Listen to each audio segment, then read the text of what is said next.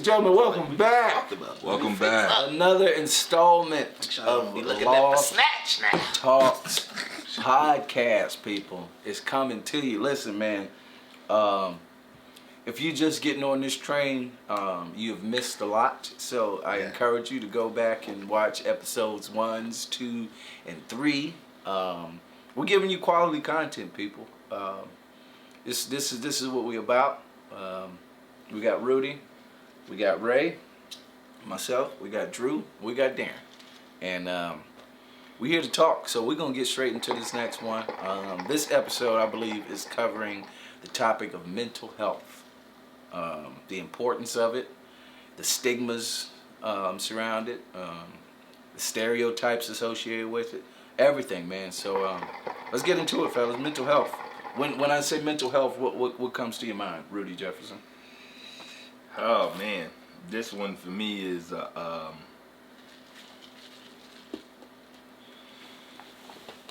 this is a touchy subject for me, and y'all know my story, but just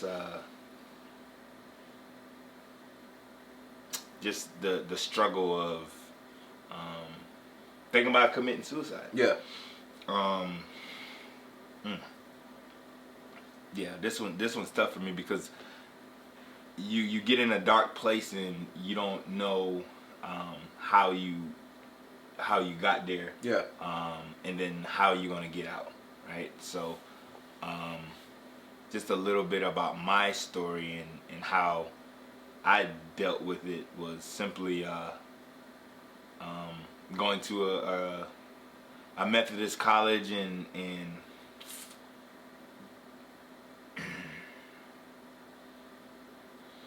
whew.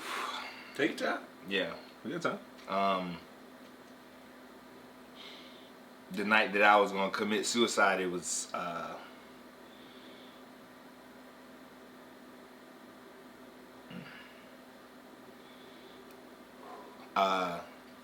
our chapel was in the middle of campus, and typically the doors to the chapel were locked. And that particular night, it was just like a voice as clear as day told me to go to the chapel and pray. And on the way out of campus, I had to pass by it. Okay. Right? Okay. And I stopped, and the door was unlocked, and I went in there and I prayed for like 2 or 3 hours. Oh wow. And like the thought of suicide after leaving that place like wasn't even in my mind anymore. Yeah. And just having a close relationship with my parents, I never like talked to them about it or told anybody what I was going through. And then I just started having these dreams and these visions. Like you learn when you have a close relationship with God, you learn how He speaks to you. Yep. And God speaks to me in dreams, and He started showing me being in his photography studio, and I truly didn't understand what it was. And like not, a couple days like later, my mom called me and told me that my grandmother had a dream that I was a photographer. And had you picked up a camera at this point? No. Wow. That's crazy. Yeah, not at all. And so, like, to hear her say that and have that dream, you still kind of question it, right? Yeah. And then just like a couple of days later, my mom called and told me my aunt had the same dream, like the exact same dream my grandmother had, right? And so for me, that was, confirmation that that's what I was supposed to do. Yeah.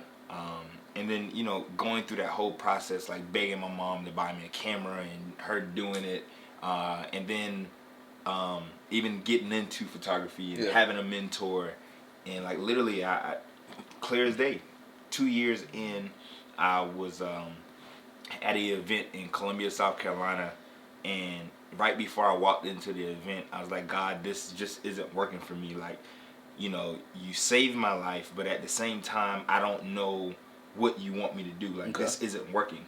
And I said, please send somebody some signal, something to me to let me know that it's going to be okay. Yeah. And literally walked in the event, was just shooting, and this random Whew, boy, this is the part right here.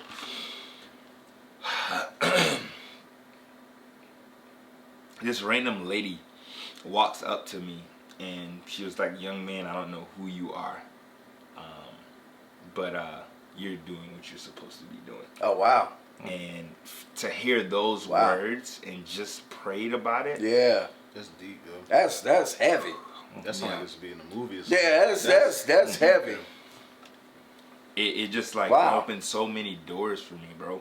Like so many doors has opened because of that, and that's why I don't take it for granted. And we talk about this, like B Camera has literally saved my life. Yeah. And so everything that I do, when I take pictures, people truly don't understand. There's a story behind why I do it. Yeah. But not only that, y'all, you just asked the question about have I ever picked up a camera. I go back and look at baby pictures. Yeah. I've always had a camera in my hand. Oh, wow.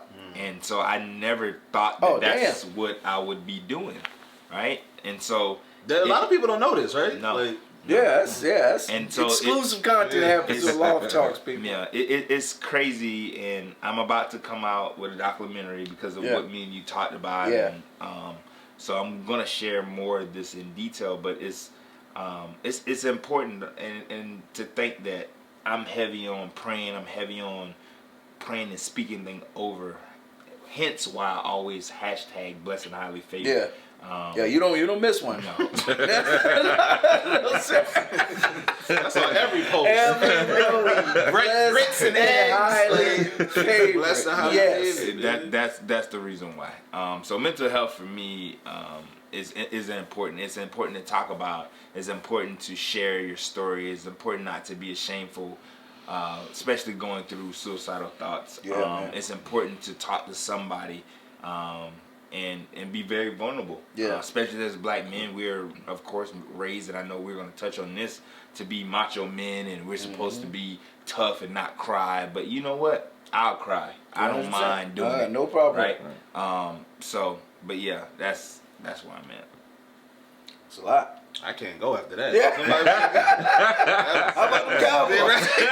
Right. Yeah. Jesus. Man, Boy. That's one of them. That's strong, bro. Yeah. That's deep. That's strong. That's deep. Have you ever gotten to that point, Darren, to where you wanted it to be over? No, I don't think I've ever gotten to that point. And to be 100% honest, when it comes to the mental thing, I can't honestly tell you where it's come from. Where did I get it? Like how did I get it? I always, in my mind, no matter what happens, I always tell myself it's gonna be okay. Okay. Like whether it be financially, I play sports all through my life basically. Like if I got hurt, anything like that, it was always I'm gonna bounce back at some point. And a lot of times when it comes to like a situation like what Rudy dealt with, he probably just needed to hear that from someone. Man. And it's amazing what words like that will do. Yeah. It's amazing how much you can continue to go on by just hearing things like that. Yeah. Just a quick little tidbit. I was probably, 24, 25. I don't know, my job was just getting on my last nerve. Like everything about my job, the life, like everything, it just seemed like everything was so damn tough. Yeah. At that time. And I'm sitting outside just kind of chilling. And my mom calls me randomly. She still calls me randomly now. Love you, Mom. Love you, Mama. Still just called me randomly and said, "Hey, Darren, what you doing?" Like, nothing, chilling. She was like, "I just wanted to call you real quick, let you know I'm proud of you. I gotta go real quick, but I wanted to let you know I was proud of you." And hung the phone up. One of the best things, like literally, like when she calls me, she just that'll break it down. Like she just. I can't even. I'm not doing nothing ever. What? Man, that one over. God, dog. But I'll never forget it. But it was just that conversation, just to like I said, that's all she said. She's like, "I gotta go, but I just want to call you, tell you about it." That was it. And like even though I have that mentality to where like I always think it'll be okay, like it'll work out in the end, like things like that just say it's really gonna be okay. Like I can do this. I whatever I'm going through is just temporary. I'll be able to go forward. So like I said, it's just the small things like that throughout your life that you need. And when it comes to the mental health, for anybody out there, if you are going through some things, find somebody to talk to. Yeah. It's okay. Everybody goes through it, but just know things will be okay. Like I don't know. I'm not a big Bible reader. I don't really know the words like that or whatever. But I do know one of those things. Like one of my favorites about footprints in the sand. Yeah. It's like when you were everybody walking, grandmama got that. Yeah, that picture, right? Yeah. And it's like, when you walk, it's two sets. Yeah. And then you saw that one, and it was like that's when he carried you. Why'd you leave me, guys? Yeah. No. Like that. I was carrying you. Yeah. And that I always had that thought process like it'll be okay. Whew. Drew, mental health. For me, it goes back to family. For me, okay. We're like this. You know what Your I'm saying? family? Tight. Okay. A lot of us, we've been through everything. Death. I've been through a lot of death in my life. I don't bring it up. But I think for me, mental health is strong for me, especially with my mom. Because me and my mom probably been through the most. And she told me one thing too, was like, yo, you've been through so much in your life. Like, I don't know how you keep going. Mom told us to you? Mom told me that. Okay. And she said, you're an inspiration to me to keep going. Wow. Because she knows how much that me personally been through. Not even counting her. Just me as her son on everything that I've been through. She says, I still to this day don't know how you get through it. And that is just like, I have to keep and stay strong for her and for everybody else around me. I should have brought a little weed for this episode. It's tough. And me and we have a group chat. Me and my cousins, we like brothers. We have a group chat too. And we talk about mental health and what's bothering us. And we just been through so much. I just, like you said before, in the relationships talk, just communication, just talking to somebody and knowing that they have the same interests and the same thing that you're going through, they're going through it too as well. My neighborhood is just so close-knit that everybody went to school with each other. You went to school with your mom. I know your dad. It's one of those, like, to the point where it's like, if something happens, it affects everybody because it's so deeply rooted to the point where it's like, we may not be related, but somehow we're connected somehow. And I think we just talk, and it's as simple as just talking.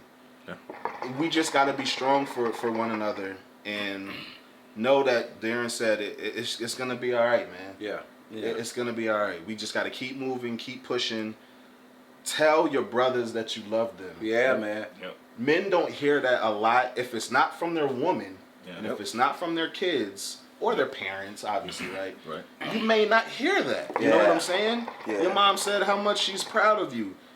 We don't say that enough as a community of black men, where it's really highlighted to the point where sometimes we're targeted, bro. Like, you see what's going on in injustice with the cops, and just tell your people that you love them, because you never know what's gonna happen, man. And I think that's why this podcast and us just talking is strong, because we love each other genuinely.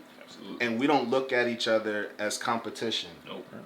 Like, we respect each other's platforms and the directions that we're going, to the point where we're rooting for you just as much as everybody else is rooting for you. And I think it's just, you just got to talk through it, man. Like, and it's tough, man. Like, mental health, it's tough, but just talk through it, man. Tell everybody you love them, and just have an open heart, whether it's good or bad. You know, sometimes you may need to hear the bad about you. Sometimes somebody might know something about you that you didn't even know about you. You know what I'm saying? And it could just be somebody just simple, just may not have had that full conversation with you, but they could point something out in you that you probably couldn't see about yourself. Just take it all in, man, with a grain of salt, and just move forward, man. But I think us, just like Rudy was saying, we're so macho. We got to be strong and keep going forward. And if it's a chink in our armor, I'll brush it off. I'll be all right. Like, no, sit down. Like, just sit down. Sometimes you need help being all right. Reset. Right. Just reset, man. Like, that's all it is, man. And like, just like Darren said in a previous episode, is be careful how you treat people, because you never know who's a walking ticking bomb. Right. Like you don't know what they're going through in their head. Like it's important, and you know, we've all gotten to a point where people don't even know, because you know, you could be walking around here upset and have a smile on your face. You don't know what that person is going through. Right. So you treat them with a smile, treat them with grace, and you never know that your smile, your energy, may change their whole perspective. Right. And it's important. And Ray, that's one of the things that, you know, I value about, you know, you. And again, it's all about giving people their flowers while they're still here, right? Is because since day one, I've known Ray since 2008, 2009. Right? So you've always been the same person. You've never ever changed. And even when things get hard for you, you'll talk about it. But then at the same time, you walk around, you'll never know something's bothering Ray unless he comes out and tells you, right? So, and that's what I appreciate about our brotherhood. Because I know I can call on all three of y'all always be there at the end of the day. And I'm going to say this now, I'll say it on camera, I love y'all. Love you too, man. Real stuff, man. Love you too, bro. Love y'all niggas, man. This is... It's important to have a tribe, man. It's important to have men around you that you not only relate to, but you can also have different perspectives. Because we've grown up differently. We got different family structures.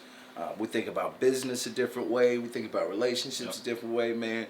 And understanding that there's so many different ways to skin a cat, like just, you know what I'm saying? There's, I don't know who's skinning cats out, but apparently there's a bunch of different ways. You know what I'm saying? So having and going back to that part where you talk about Darren, man, having somebody to talk to, it's vitally important, people, to find resources, man.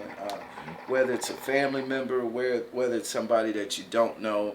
Just unload, man, because you can't keep it built in. You can't, man. It's going to destroy you. It's going to absolutely destroy you. If you keep holding it in, the smallest thing is going to make you explode. Right. And going back to Rudy's point, the smallest thing, a smile, just literally smiling at somebody and waving. They could be on their way to commit suicide. Never know. You know what I'm saying? You smile, hey, you look good today. You know what I'm saying? Like one of the things I learned at this leadership convention, man, is how you greet people and how people if they ask you how you're doing. One of the things he said, every time somebody asks you how you're doing, his word was unstoppable. So think of a word that you can say, like whenever somebody, I'm phenomenal, I'm great. Because in those moments that you're not feeling unstoppable, the moments that you're not feeling phenomenal, you say it. Okay, well, damn, I woke up this morning, I got a little bit of money in my pocket, I got some people that, you know what, I am great. Because at a certain point, it's going to become muscle memory. And it's going to bring you back into remembrance all the things that you have. Literally, just waking up every morning is a blessing that is unmatched. What did you what did your pastor say? Remember? Oh yeah. Well, how you doing, pastor? He said, how I'm looking. It can be just as simple as that. How I look. Yeah, man. Those little sparks of sunshine, man. Those little sparks of joy can change people's lives, man. And that's something I recognized early in my life. that I'm able to bring sunshine or joy into somebody's life. I don't know where I get it from. Right. Like, but I always wake up. And you can ask Ross. Like, I wake up fucking joyous. I'm singing. I'm in it. You know but what I I'm saying? think with that, with your energy, it could probably uplift Roz too, because she could probably wake up on the wrong side of the bed, feeling like shit. Yeah. And then you have that energy that you bring to the morning. It could probably uplift her, like, you know what, man, I'm good, man. Look, he's singing over here. Like, I'm alright. Like, I ain't mad about that. Yeah. So, yeah. And go ahead. Okay. So what I also wanted to say when I wanted to bring up the point of, you know, having somebody to talk to, I'm also a big advocate of sometimes if you got a lot on your chest, like sitting and talking to God, or sitting and taking all the things that you're going through and just talk it out. Yeah. Don't nobody gotta be there. Don't nobody gotta respond to you. Yeah. Just talk about it. If you gotta write it down, right? If you're angry, write it down. Like I did this when I was a kid. I did not know that this was a thing, but just like most people, I keep a lot of things inside. I still do this thing. I admit that. But a lot of times when I would be angry at whether it be, you know, my parents or just things in general, I get my little notebook and I'm writing down what I went through for the day, or you know how my day went. And if I was angry, I'm writing it all down. Sometimes I wouldn't even read it. I'd rip it out, throw it away, and I felt better. Oh wow! Because I got it off my chest. Yeah. Wow. And one of the things that I also wanted to bring up, like I lost my brother 2 years ago, and that was my guy. And a lot of things that I went through and grew up and had to deal with, I would always be able to call him. Because we went through the same situations. It's a 12-year difference, but it was like whatever if I could call, when I called him, he could be relate, and I always felt good. Yeah. So when he died, it took a part of me, and it still hurts to this day. Yeah. But what I do now when I go home, I don't give a damn if it's raining. I don't give a damn if it's by myself. I'm going to his grave. Yeah. Oh wow. And I talk. Yeah. Oh, and one day, man, like it went, like shortly after he passed, it was just a lot because I was just trying to figure out, because we all go through it. Like when you lose somebody, like you lost one, like you want to know why. Why? Yeah. Like why him? Yeah. Why me? Like, you know, those type things. And literally the first time I went out there, I ain't say nothing for the first 30 minutes. I cried. Word. I couldn't get no words out. Yeah. Couldn't say a thing. Damn. But when I tell you, at that particular point, with all the things that I wasn't able to share with people because I didn't really know how to formulate my words, I felt so much better by just sitting out there and talking. Yeah. I know he can't talk back to me. Yeah. I know he's not here physically. Yeah. But that day I felt he heard everything that I said. Get off you. And like I said previously, he told me, you're going to be all right. Yeah. I do that too. Man, it's so crazy. Darren, it's so crazy, and I gotta pull this out. It's so crazy. It's so crazy, right? Y'all probably can't see this, but literally. It helps. Yeah. Dang. It helps. Literally. Yeah. Like, dang. This actually, writing it down actually helps. Yeah. Like, oh my gosh. It helps. That part. Bro, Wow. This is what I do. Yeah. Yep. I My talk pen to and my like notepad. like for me, like I was close to my grandparents more than I was close to my parents. Okay. And they both passed, right? I keep their obituaries with me wherever I go. Oh, word. And I talk to them like they're here. Oh, like wow. you said, they're not going to speak. Yeah. back. Yeah. But I talk to them like they're going to respond. Yeah. And I think just talking helps a lot. And I carry that with me because my grandmom said, it's all right to talk to yourself. Just don't answer yourself. That's when you sound crazy. Right? So she was like, you can talk to yourself, just don't answer. So I talk to them like they're here, bro. Like literally, That's a caption right there. so much. Like it helps a lot. Just talking to them like they're here. Yeah, they're going in the physical mindset, but I still talk like they're here. I swear on everything I love. It helps, bro. Like it really helps. Like and yeah, just getting it off you. Y'all write it down. I talk. Get it off you. You just got to get it off you, man. And in whatever form, whatever way that you find, get it off you. Yeah. That's gonna be the motto of this episode. Get it off you. 3 minutes, man. Oh man, we good time, so man. deep. We didn't know what was wow. So obviously we're gonna continue this episode because I think this is vitally important, man. And having a space like this, man, I'm so grateful that we have this space, not only for us, man, but now knowing that the impact that I personally have and understanding that that people listen to it, to me, you know what I'm saying? And knowing that we have that power, you know what I'm saying? Whether it's 50,000, whether you're talking to 5 people, if we can impact and change somebody's life, stop them from committing suicide or thinking about suicide, man, it's gonna be powerful, man. It's gonna be these powerful. Conversations. Like, I know y'all, but I didn't know a lot of this. And I think that's gonna make the bond stronger too, and that's why we have these talks, because there's gonna be some times where I didn't know half of the stuff that y'all went through. Right. And we tight. You know what I'm saying? So it's good to let it out, man. Yeah, it's good to let it out, man. And to let other people hear it too, because they could be going through the same thing as us. Yeah. And we just giving them an avenue to get it off. So, ladies and gentlemen, we're gonna leave you right there. Because I don't know what else you want from the boys. I gotta go to the bathroom anyway. Love Talks. See you next time, ladies and gentlemen.